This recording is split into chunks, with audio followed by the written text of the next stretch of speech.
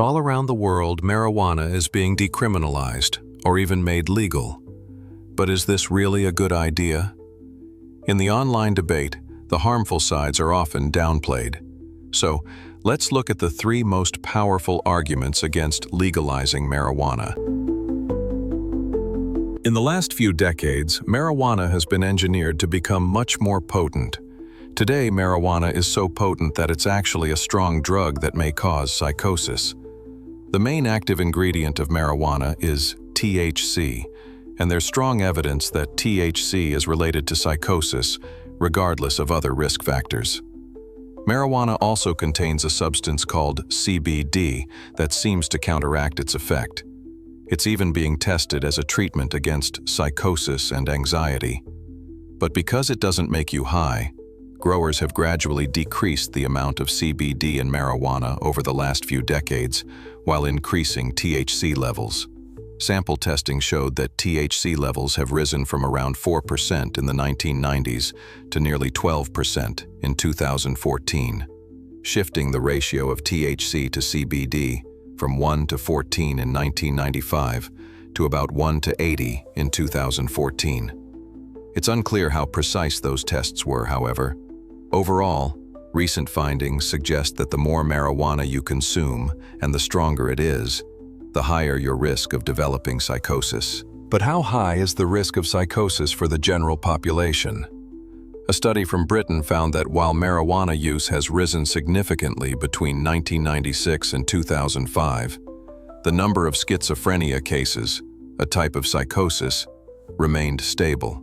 The risk of marijuana-induced psychosis remains the highest for people who already have a high risk of psychosis to begin with.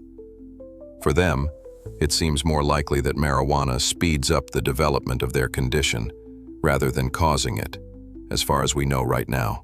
So the reasoning goes, if fewer people have access to marijuana, the lower the risk of marijuana-induced psychosis. But actually, you could argue that precisely because marijuana is illegal, more people will end up with psychosis. Prohibition makes illegal drugs stronger and more potent, because this way you can ship more product in a smaller space and sell it at a greater profit. This is what happened during the prohibition of alcohol in the US, where hard liquor became the norm. And the same is happening with marijuana now. Imagine a world where liquor is the only alcohol available. You have the choice of either not drinking at all or getting much drunker than you would like to. This is the situation for many marijuana smokers today. People didn't stop drinking during Prohibition, and the numbers show that laws don't deter people from using marijuana. We can't make marijuana go away, but we can make it safer. If marijuana were legal, there would be more options for consumers, and regulators could, for example, insist on a high level of CBD. Just like most people don't drink an after-work bottle of vodka, many people would gladly consume the after-work beer version of marijuana. Marijuana is a gateway drug. If it's legalized, there will be a spike in the use of much more dangerous drugs. A 2015 study found that about 45% of lifelong marijuana users took some other illegal drug at some point. Legalizing marijuana could reinforce this trend. As more young people try legal marijuana, they might end up trying harder drugs. But it turns out that the real gateway to drug use comes much earlier: cigarettes. One study showed that teens who started smoking before the age of 15 were 80% more likely to use illegal drugs than those who didn't. And a 2007 study found that teenagers between 12 and 17 who smoked were 3 times more likely to binge drink, 7 times more likely to have used drugs like heroin or cocaine, and were also 7 times more likely to resort to marijuana. But if that's the case, how could making more drugs legal stop the use of hard drugs? At first, it's important to acknowledge that people don't use drugs because they're legal or not. If you want to buy any drug, you'll always find someone happy to sell. The real question is, why do people develop an unhealthy relationship with drugs at all? Studies show that certain conditions make people especially vulnerable to drugs and addiction. A difficult childhood, early trauma, low social status, depression, even genetic factors. Which drug they get addicted to is more often than not a matter of chance. Addicts take drugs to escape their problems, but drugs don't solve any of those problems, and instead become a new problem. But punishing people for their unhealthy coping mechanisms doesn't change anything about the underlying causes either. So some argue we need to take a completely different route. In 2001, Portugal had one of the worst drug problems in Europe, so it was desperate enough to try something radical. Possession and use of all illegal drugs was decriminalized. You would no longer be arrested. Instead, authorities launched a major health campaign. People who were found with a small amount were referred to support services and got help with treatment and harm reduction.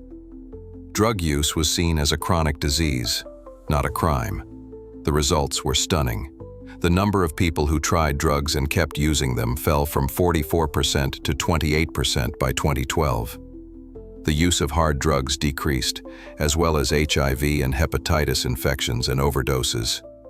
Making drugs legal might overall help society much more than it harms it. Marijuana is addictive and unhealthy. It needs to remain illegal to keep harm at a minimum. While marijuana addiction is more psychological than physical, it is still a real problem. The demand for treatment for marijuana addiction has more than doubled in the past decade alone. In total, about 10% of people who try marijuana will become addicted. This is also related to higher THC levels. A study released in 2017 tracked the potency of marijuana in Dutch coffee shops over a period of 16 years. For every 1% increase in THC, 60 more people entered treatment nationwide. In terms of negative health effects, some studies linked marijuana use to increased blood pressure and lung problems, while a 2016 study found that marijuana use was unrelated to physical health problems, except for a higher risk of gum disease. Some studies showed that marijuana use alters teenagers' brains and decreases their intelligence. But when more recent studies took drinking and smoking into account, the results were inconclusive.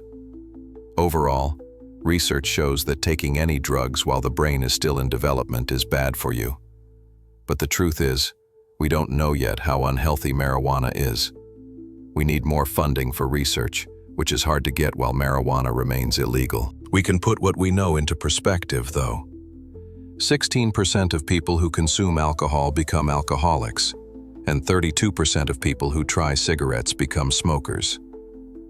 We know for sure alcohol affects your brain, destroys your liver, and causes cancer, while tobacco clogs your arteries, destroys your lungs, and also causes cancer.